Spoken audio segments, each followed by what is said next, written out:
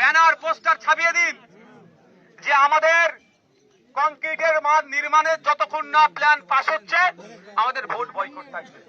যদি সরকার মনে করে যে এদের সাথে কেউ নয়, এদের পাশে কেউ নয়, একটা কথা মনে রাখবেন, আপনাদের পাশে আপনার ছোট ভাই নওশাদ আছে। শুভেন্দু অধিকারীদের জানিয়ে দিতে চাই যে প্রয়োজন আগামী দিনে আইনের যখন দ্বারস্থ হব, তোমাদের বাপ কেন্দ্র সরকারকেও কিন্তু আমরা আইনের এই সম্প্রীতির বাংলাকে নষ্ট করার চেষ্টা করছে এই শুভেন্দু অধিকারীরা। ওদেরকে ধরে তো জেলের মধ্যে রাখা দরকার। যতক্ষণ না পর্যন্ত আপনাদের পুনর্বাসন হচ্ছে আমি আপনাদের সাথে থাকব। যদি সরকার এখানে ওই কাটমানির মতো কোনো নোংরামি করে, আপনাদের কথা দিয়ে যাচ্ছি, আপনাদের ছোট ভাই আপনাদের হয়ে হাইকোর্টে লড়াই করবে, আইনে প্রয়োজন। এখানের ওই যেই মেয়েটি এবারে মাধ্যমিক দিয়েছে, যেই বাচ্চাটি ক্লাস 4-এ পড়ে, সক্ষম থেকে আমরা প্রতিবন্ধী ভাই বলি, ওই পরিবারটাকেও কলকাতায় নিয়ে গিয়ে প্রয়োজনে মমতা ব্যানার্জির বাড়ির সামনে আমরা বলছি। দেখুন, আমি অনেক দূর থেকে এসেছি, আপনারা নিশ্চিতভাবে জানেন। এখান থেকে প্রায় 300 কিলোমিটারের কাছাকাছি আমি এসেছি। কেন এসেছি এখানে? এই তারানগরের মানুষ আজকে ক্ষতিগ্রস্ত। পদ্মার ভাঙনে তাদের জমি জায়গা বসত বাটি আজকে পদ্মা গর্ভে তলিয়ে যাচ্ছে। এদিকে সরকারের কোনো হেলদোল নাই। আমরা এসেছি সরকারকে এখানে এসে পৌঁছাচ্ছি, এখানকার মানুষের কথা শুনেছি, সেটা সরকারের কাছে পৌঁছাতে হবে, প্রথম কাজ আমার। কিন্তু আমি আপনাদেরকেও সজাগ করার জন্য গুটি কয়েক কথা বলে যাব।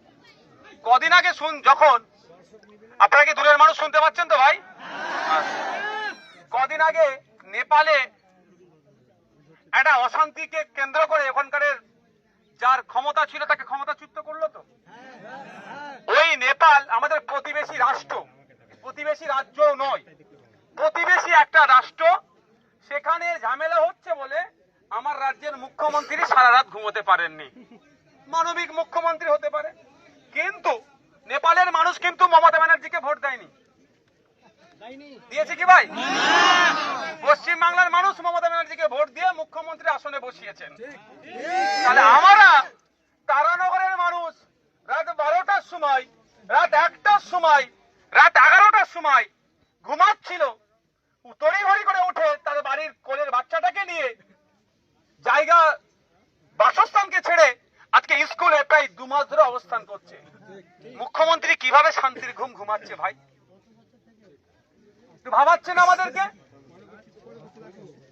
মুখ্যমন্ত্রী শান্তির ঘুম এই জন্যই ঘুমাচ্ছে যে আমরা যাদেরকে আমাদের দুর্দশার কথা বলার জন্য তৈরি করেছি, সবাই এইটা ঠিক জায়গায় পৌঁছাচ্ছে না।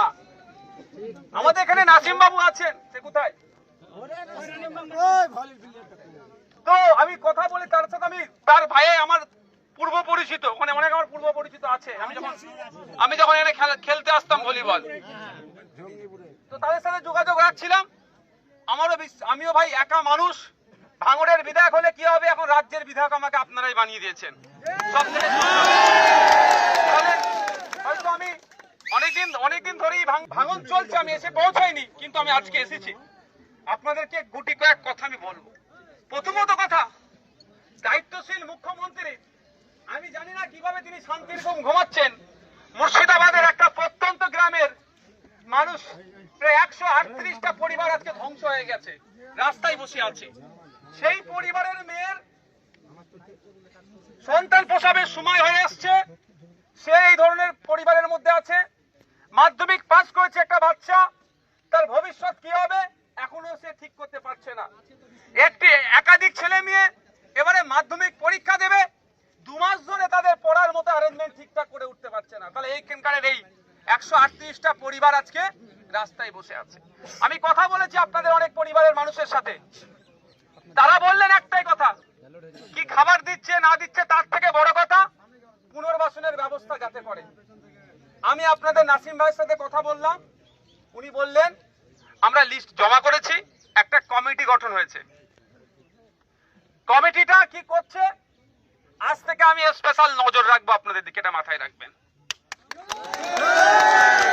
আমি গত রাত্রে আমি জানিয়ে দিয়ে যাই, আমার ভাই